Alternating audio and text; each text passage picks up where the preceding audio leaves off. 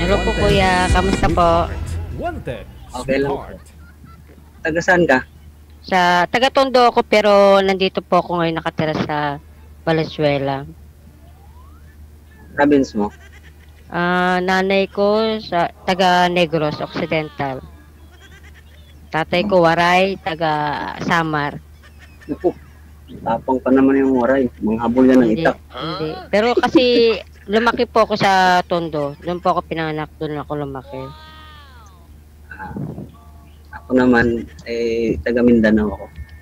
Saan po sa Mindanao? Sa Pagadian, Zamboanga del Sur. Malapit lang po doon sa ate ko. Nandun po yung napangasawa niyang seaman. Taga Mindanao siya. Usamis? Usamis. Malapit-lapit lang Usamis yun. sila. Ano pong trabaho niyo kuya? Driver po. Hmm. Nagbiyahe nga ako ngayon. Galing Pasay ang ano ko. Pasay ako nagstay pero dito ako ngayon sa Calamba nagbiyahe ako. Calamba, Laguna? Okay. So, ano po ang ano niyo? Status niyo po ngayon? Masaya pa rin kahit Anong klaseng masaya? masaya. Hindi naman pwede na hindi mo ilibang yung sarili mo kahit may problema. Kasi wala namang tao na walang problema. Kahit may problema ka, gawan mo ng paraan na maging masaya ka. Ilang taon ka na? 45 nung ano, nag-45 ako nung 28. Mas matanda pala ako sa'yo. Wala mang ano, sa edad naman yun. Mag-50 na ako ngayong December eh. May anak po kayo kuya? Wala akong anak pero yung kinakasama ko meron akong anak doon. Ilan yung naging anak mo sa kanya?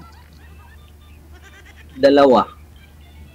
Mag 9 years old noong November 12 at saka yung babae nag 5 years old noong June 5. Tapos pero kasal ako dati. Sa una, kasal ka sa una. Kasal ako noong 1998 pagka 2000 naghiwalay kami. 1998 ganyan. Ako ganyan din. Kasal din ako sa una. 1998 din kami, 1997 kami naman kinasal. Pero ano lang kami, saglit lang kami, mga ilang 3 years lang ata kami nagsama. Naghiwalay na kami. Buti sa inyo, 3 years. Sa akin, 2 years lang. Malilit pa yung mga anak ko, naghiwalay na kami. Yung panganay ko, 1 taon, tapos yung bunso ko, 5 months old.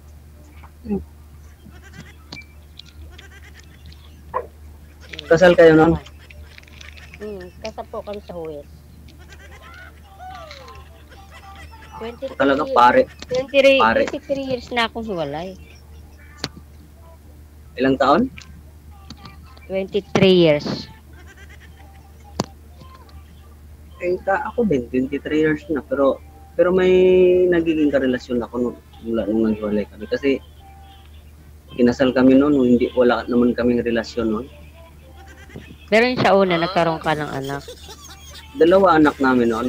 Kaya nga nagkahiwalay kami. Sa ano, kinakasama mo, dati? 2 din. Bakit wala kayong kinasal kayo, sir? Walang relasyon, hindi kayo, sir? Hindi mo girlfriend, ganun? Opo, idol. Kasi driver kasi ako ng trucking ng Bernaber dati sa El Salvador, Misamis Oriental. Tapos yung lupa na ginagrahian namin sa kanila, doon kami nag-upa. Pag masira yung planta sa Bernaber dito sa Kabuyaw, doon kukuha, may barko na pupunta doon kukuha ng stock. Ngayon mag-hustling kami sa Pantalan. Yung babae, yung babae na yon, bata pa yun, 16 years old pa yun. Tapos sumama sa akin ng mga alas 2 ng hapon, sumama sa akin papuntang pier. Ako lang last na truck na babiyahe doon. Tama-tama, pagdating namin doon, nasira yung forklift sa barko, nadiskargahan kami 2:00 ng madaling araw. Pag uwi namin, hindi siya umuwi sa bahay nila, doon na sa truck natutulog. Doon siya sa backseat, ako dito sa unahan. Siyempre, wala naman kaming relasyon, wala naman akong, wala naman akong inisip na kung ano-ano dyan. Ngayon, at pagka umaga naghanap na yung mother niya, nagputak-putak na. Sabi niya, kailangan ko daw sagutin yung ano ng anak niya. Wala namang nangyari sa amin. Wala namang kaming ginagawa. Walang nangyari. Maniwala. Walang nangyari? Wala talaga sir. Di sana yung nanay nun, alam niya naman po kung may nangyari sa anak niya talaga, di ba? Alam ng nanay nun kung may nangyari. Sinabi, ngayon, tinanong niya yung, sabi niya, kailangan sagutin ko raw. Tanungin mo yung anak mo kung papayag ba na mag-asawa kami na wala naman kaming relasyon. Tinanong yung anak niya, sabi nung pumayag naman din. Wala. Gusto ka niya, ganon. Pero bago kami noon DJ, ang ano talaga, may nag-upa kami ng bahay doon sa kanila, may kinakasama akong taga Zamboanga. Tapos barkada sila noon. Ibinalik ko sa kapatid kasi wala namang mga magulang yun. Ibinalik ko kasi pag nagbiyahe ako ng papuntang Sultan Kudarat sa Cotabato side, tag 3 days ako bago makabalik. Nagtaka ako na parang ibang naramdaman ko, pinapagmasidan ko sa painanti ko isa. Dalawa yung painanti ko iniwan ko yung isa, pinabantayan ko. Nahuli sa painanti ko na mandisco kasama yung babae yung pinakasalan ko Sila dalawa, mandisco sila, tapos madaling araw na uwi, magdala ng lalaki doon sa bahay. Binalik ko sa sa kapatid. Kaya yung kaibigan na naman yung nagkagusto sa'yo. Ganon. Yung kaibigan tuloy ang napakasalan ko. Pero naghiwalay din kami noong DJ. 1998 kami, September 20 kami kinasal. 1998 pagka 2000 naghiwalay din kami kasi yung panganay naming anak na disgrasya, nasagasaan ng jeep nang dahil sa kapabayaan niya. Nagsusugal kasi siya, magdamag. Ang lula lang sa bata ang nagbantay. Yun, nagpermahan kami sa kapitan. Ang nakaano lang din doon, yung mama niya, yung mama's girl siya, konsentidor. Kasi pag may konti kaming problema, tatakbo yung anak niya doon sa kanya, dalawa na sila susugod sa akin pagbalik. Naghiwalay kami kasi nung sinabi ng kapitan kung magkano daw ang gustong ipasustinto sa akin, sabi ng mama niya, wag na, hindi na namin kailangan sustinto niyan. Ano bang trabaho niyan? Driver lang yan, sariling munganga niya, hinahirapan nga sa pagpakain. Yun ang sabi ng mama niya.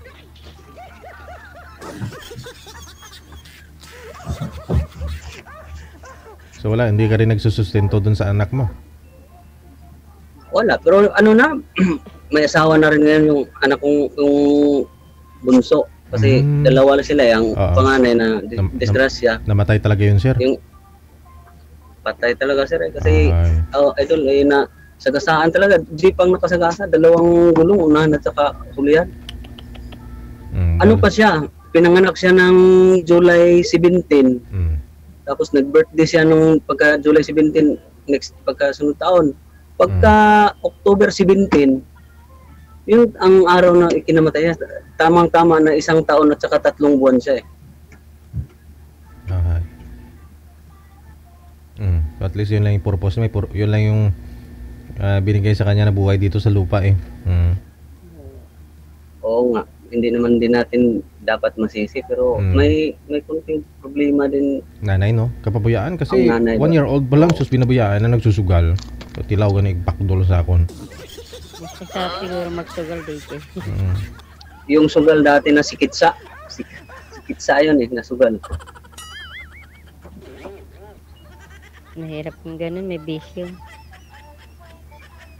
Hanggang gabi Ako pa? nga buong buhay ko, nag-abroad ako para mabuhay ko yung mga anak ko, masuportahan ko. Mm. Napabayaan ko na rin yung sarili ko.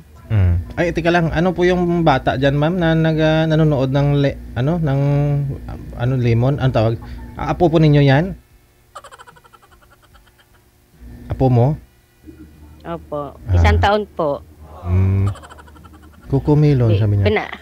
Pinanood ko po siya para hindi niya ako guguluhin. So, yun na lang pinagkakaabalahan mo, yung mga apo mo ngayon. Opo, abang hindi pa ako umalis, inintay ko pa po yung tawag sa employer ko. Nagtrabaho muna yung anak ko kasi sayang ang araw. Yes.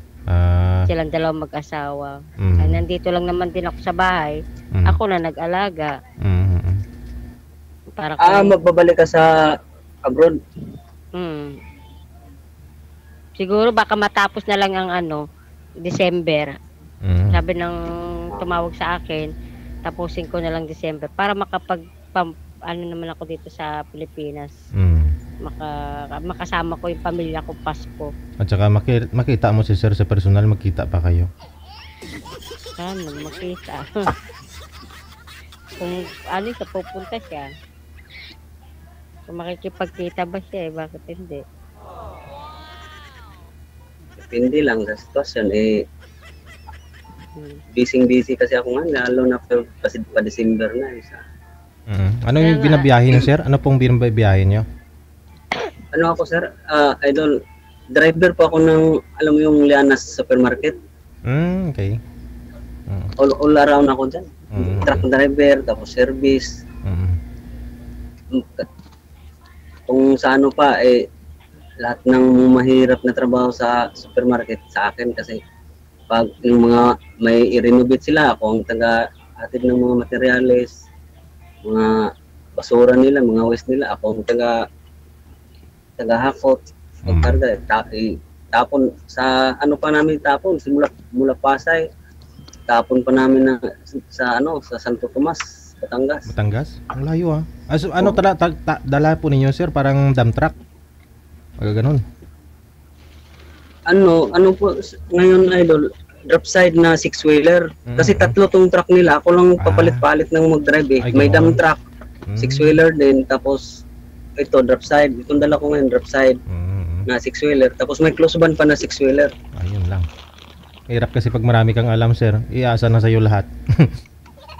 Kaya minsan, mas okay na rin na tumatanggi ka. Pero okay na rin yan kahit papaano. Basta lahat naman ng binibigay sa'yo, benepisyo, kahit di ba?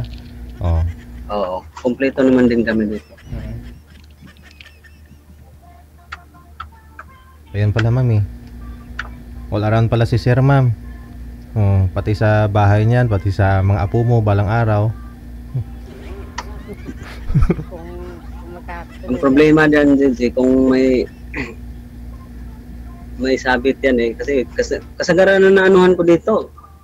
Simula 2017, DJ, nanonood na ako sa programa mo May nakarelasyon ka na? Hindi nanonood lang ako. Ano po yun, ma'am? Mahirap daw kung may sabit daw. Time naman para. Sali na ba ako dito, DJ? Pangatlong sali na rin yan ni girl, sir. May nakausap yan dito na seaman dati, nung mga nakaraang buwan. Gusto nga ng seaman na yun na siya papuntahin doon sa boarding house. Hindi niya pinatulan, pero ngayon siguro kung ikaw baka pwede.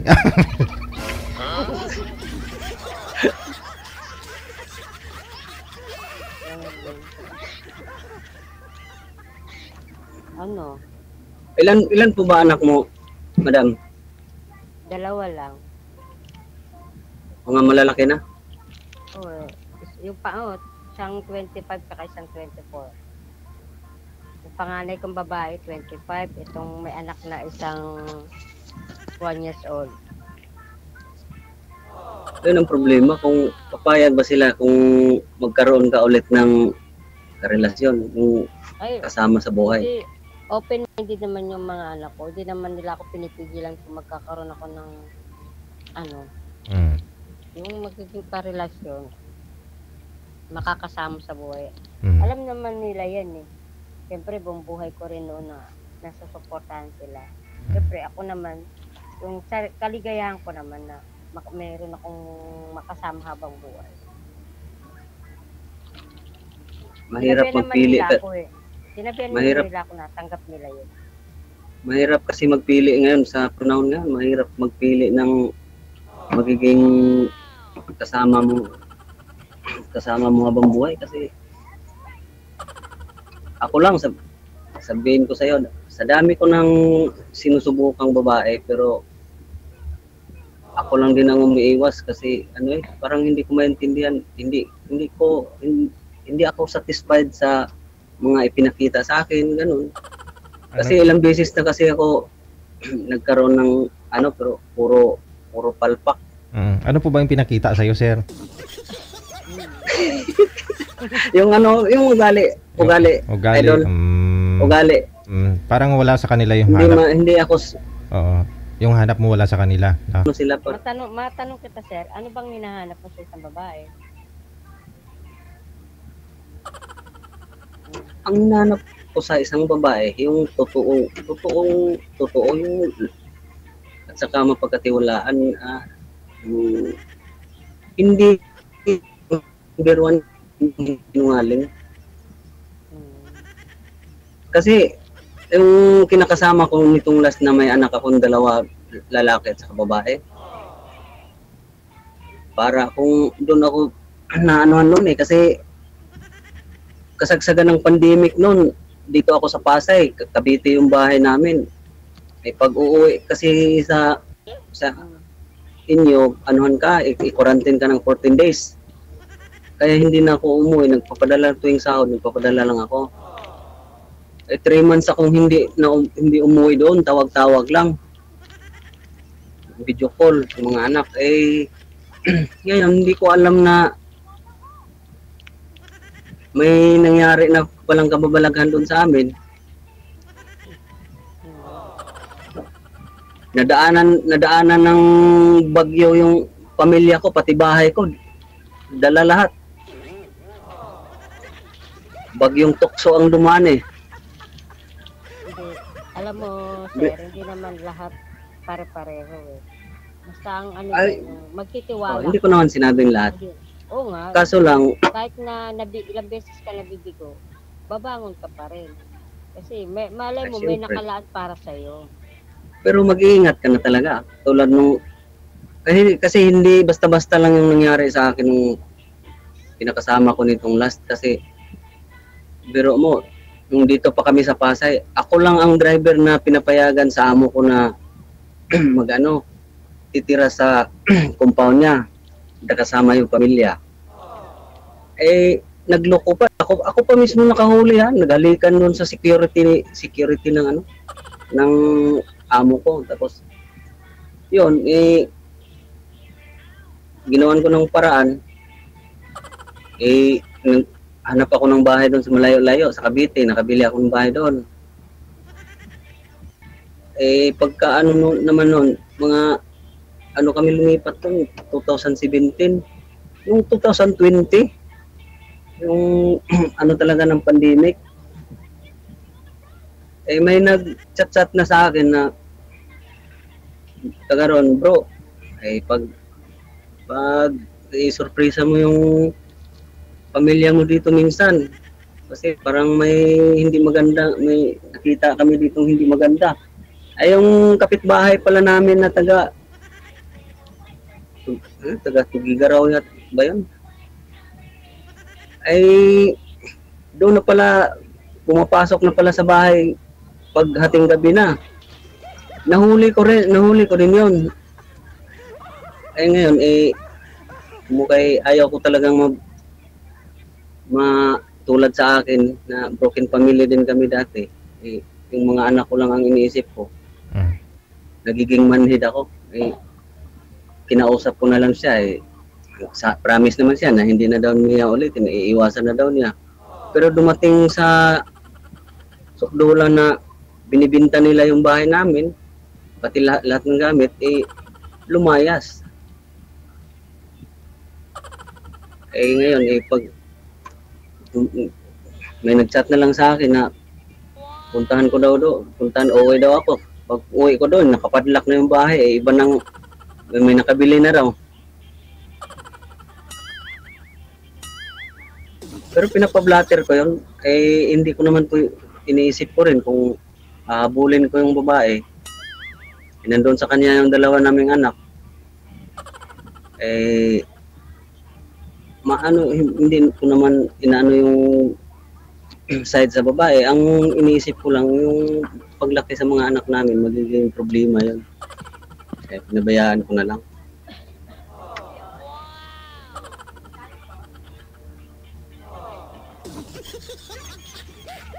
Ako hindi naman sabihin, kahit ganito ako, Nawala na siya, sir. Yung sarap na sarap ka magkwento, tapos walang nakikinig. Ay, nandyan ka naman, DJ. Dito naman ako No, hindi kita iniwan, sir. Ramdam kita kasi minsan nagsasalita ako dito, yung mga viewers natin hindi nakikinig sa akin Pero okay lang na. Di pa balik, connected. Okay lang. Connected na kayo ni Girl Ma'am Lily, ha? No, usap na lang kayong dalawa. Maganda yan, friend muna. No, kasi babalik naman to ng abroad. Sige, DJ, okay lang. Ingat-ingat, ha? Thank you. Wanted, sweetheart. Okay, sige. Sweetheart.